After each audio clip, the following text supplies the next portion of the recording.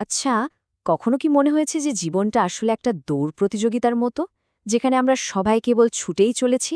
আজ আমরা ঠিক সেটাই বোঝার চেষ্টা করব, কিভাবে এই দৌড় থামিয়ে নিজের বাস্তবতাকে একেবারে নতুন করে গড়া যায়।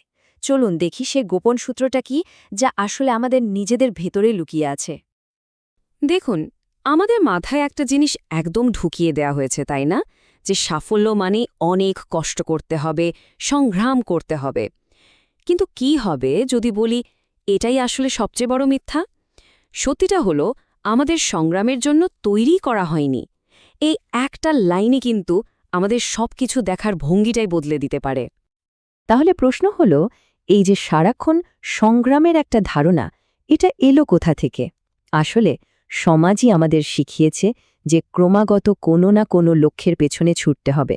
আর এটাই আমাদের প্রথম আলোচনার বিষয়, এই তাড়া করার পেছনের মিথ্যাটাকে। সমস্যাটা হলো, আমরা কষ্ট করাটাকে একটা সম্মানের ব্যাপার বানিয়ে ফেলেছি। মানে যত কষ্ট তত বড় সাফল্য। এই কথাটা আমরা এমনভাবে বিশ্বাস করতে শুরু করেছি যে আমরা ভুলেই গেছি জীবনটা আসলে উপভোগ করার জন্য। আর এই ভুল ধারণাটাই দিনের পর দিন আমাদের শুধু ক্লান্ত করে দিচ্ছে।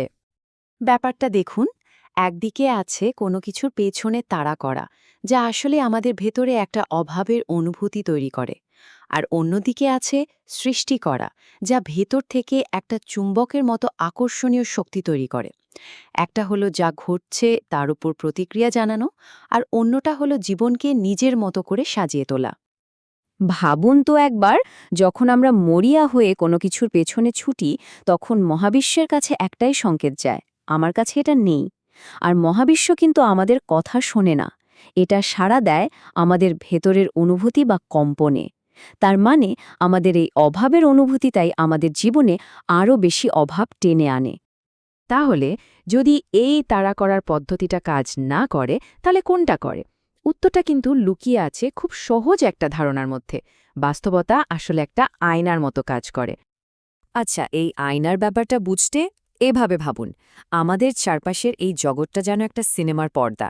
আর সেই সিনেমা প্রজেক্টরটা কিন্তু বাইরে কোথাও নেই, ওটা রয়েছে আমাদের নিজেদের ভেতরে।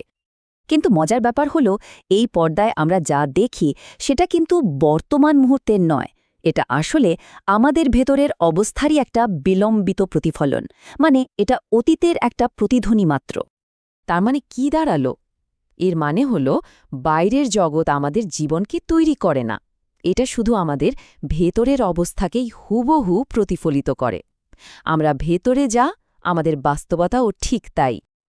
এই যে আমরা আয়না নীতির কথা বলছি, সোজা কথায় এর মানে হল, আমরা যে শক্তিটা বিকিরণ করি, বাস্তবতা ঠিক সেই শক্তিটাই আমাদের কাছে ফিরিয়ে দেয়। এটা কোনো কাকতালীয় ঘটনা না, এটা প্রকৃতির একটা নিয়ম। তাই আয়নাটা বদলানোর চেষ্টা করে লাভ নেই, বদলাতে হবে আয়নার সামনে দাঁড়ানো প্রতিবিম্বটাকে। তাহলে আসল প্রশ্নটা হলো, আমরা আমাদের ভেতরের অবস্থাকে বদলাবো কিভাবে? মানে জোর করে কিছু করার বদলে কিভাবে আমরা অ্যালাইনমেন্ট বা এক সুরে থাকার শক্তিতে পৌঁছাতে পারি? চলুন এবার সেটাই দেখা যাক। ব্যাপারটা অনেকটা নদীতে স্রোতের বিপরীতে নৌকা চালানোর মতো। প্রচেষ্টা মানে হলো ঘর্ষণ আর প্রতিরোধ তৈরি করা, কিন্তু অ্যালাইনমেন্ট হলো স্রোতের সাথে গা ভাসিয়ে দেওয়া, যেখানে বাস্তবতা নিজেই আপনাকে আপনার লক্ষ্যের দিকে এগিয়ে নিয়ে যাবে, কোনো রকম জোর ছাড়াই। একটা কথা কিন্তু মনে রাখতে হবে, মহাবিশ্ব আমাদের কঠোর পরিশ্রমে সাড়া দেয় না, এটা সাড়া দেয় আমাদের ভেতর থেকে পাঠানো সংকেতে। আর সেই সংকেতটা কিন্তু গায়ের ঘাম থেকে আসে না, ওটা আসে আমাদের মানসিক অবস্থা থেকে। তো এই অ্যালাইনমেন্টের পৌঁছানোর জন্য ৩টা সহজ ধাপ আছে। প্রথমত, সংগ্রাম করাটা থামান এবং প্রতিরোধ করা ছেড়ে দিন। দ্বিতীয়ত, আপনার ভেতরের ফ্রিকোয়েন্সি বা অনুভূতিকে আপনার ইচ্ছের সাথে এক সুরে মেলান। আর সবশেষে এমনভাবে কাজ করুন যেন আপনি জানেনই যে আপনার সাফল্য নিশ্চিত। এখন আমরা এমন একটা জায়গায় আসছি যা হয়তো সবকিছুর মূলে। এটা আমাদের বাস্তবতাকে সবচেয়ে গভীরভাবে নিয়ন্ত্রণ করে।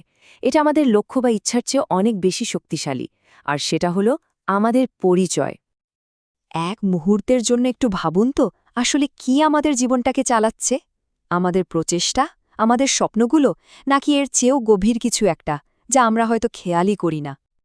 আমরা সবাই তো লক্ষ্য বা গোলের পেছনে ছুটি, তাই না? কিন্তু সমস্যাটা হলো লক্ষ্য সবসময় ভবিষ্যতে থাকে, যা আমাদের মধ্যে এক ধরনের অভাববোধ তৈরি করে। অন্যদিকে পরিচয় হলো এই মুহূর্তের সত্যি। আপনি এই মুহূর্তে নিজেকে কে বলে বিশ্বাস করেন, সেটাই আপনার পরিচয়, আর সেটাই আপনার বাস্তবতা তৈরি করছে।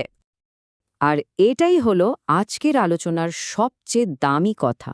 বাস্তবতা আমাদের লক্ষ্যকে নয়, আমাদের পরিচয়কে প্রতিফলিত করে। জীবন আমাদের ইচ্ছার প্রতি সাড়া দেয় না, এটা সাড়া দেয় আমরা নিজেদেরকে কে বলে বিশ্বাস করি তার প্রতি। আমাদের পরিচয়টা হলো আমাদের এক ধরনের এনার্জেটিক সিগনেচার বা অবচেতন কম্পনের মতো। আমরা কে সেই সম্পর্কে আমাদের গভীরতম বিশ্বাসগুলো মিলেই এই কম্পনটা তৈরি হয়। আর মহাবিশ্ব কোনো কিছু দেওয়ার আগে আমাদের এই সিগনেচারটাই পড়ে নেয়। তাহলে এত কিছুর পর আমরা কোথায় এসে দাঁড়ালাম? আমরা একটা চূড়ান্ত রূপান্তরের সামনে দাঁড়িয়ে আছি, জীবনের প্রতি কেবল প্রতিক্রিয়া জানানো থেকে জীবনের একজন সক্রিয় স্রষ্টা হয়ে ওঠা।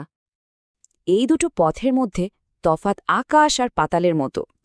একজন প্রতিক্রিয়াকারী শুধু যা ঘটে তার প্রতিক্রিয়া জানায়, আর এভাবেই সে একই চক্রে আটকে থাকে।